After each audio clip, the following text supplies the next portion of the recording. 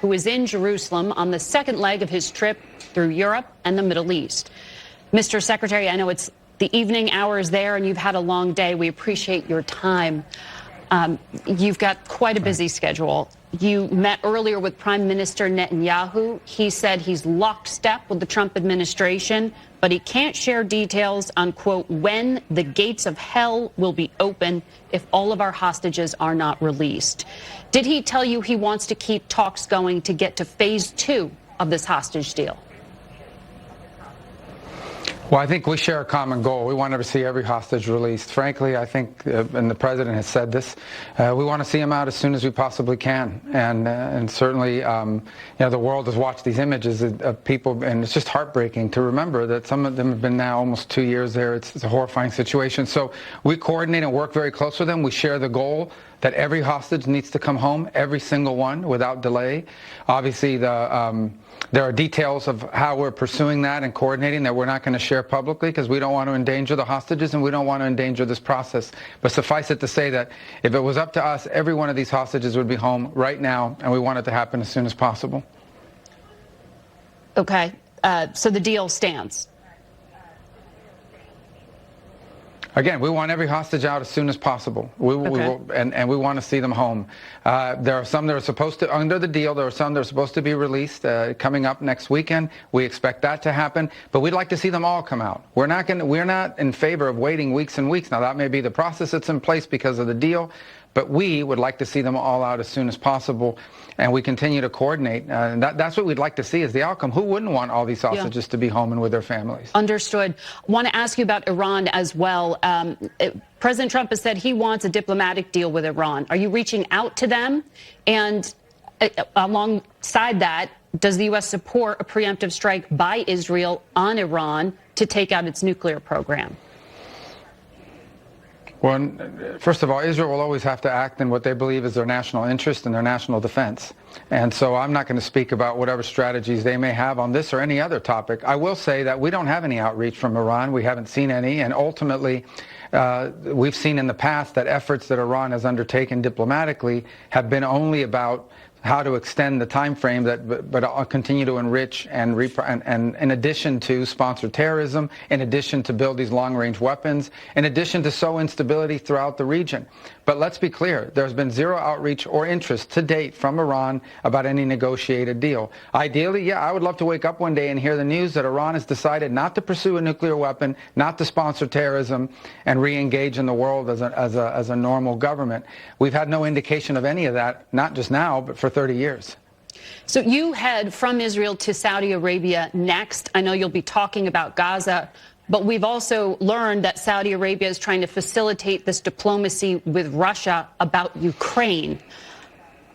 Which Russian officials do you expect to be meeting with, and what will the focus of your talks there be? Do you actually believe Vladimir Putin is ready to negotiate and make concessions? Well, here's what I know. I know President Trump spoke to Vladimir Putin last week, and in it, Vladimir Putin expressed his interest in peace, and the president expressed his desire to see an end to this conflict in a way that was enduring and that protected Ukrainian sovereignty, and that was an enduring peace, not that we're going to have another invasion in 3 or 4 years. That's a good call. Now, obviously, it has to be followed up by action. So the next few weeks and days will determine whether it's serious or not. Ultimately, one phone call does not make peace. One phone call does not solve a war as complex as this one. But I can tell you that Donald Trump is the only leader in the world that could potentially begin that process. Other leaders have tried. They have not been able to do so. When he ran in his campaign and he was elected as president, one of his promises was he would work to bring an end to this conflict in a way that's sustainable and fair. Mm-hmm. And obviously, this is the first step in that process, but we have a long ways to go. Again, one call doesn't make it. One meeting wouldn't make it. There's a lot of work to be done. But I thought it has, even the longest journey begins with the first step. So we'll see what happens from here. Hopefully good things. Who will you be meeting with?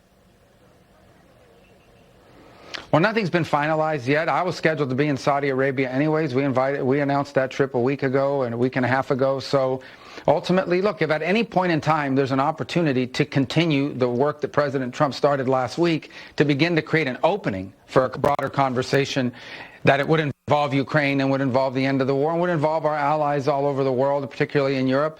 We're going to explore it if that opportunity presents itself.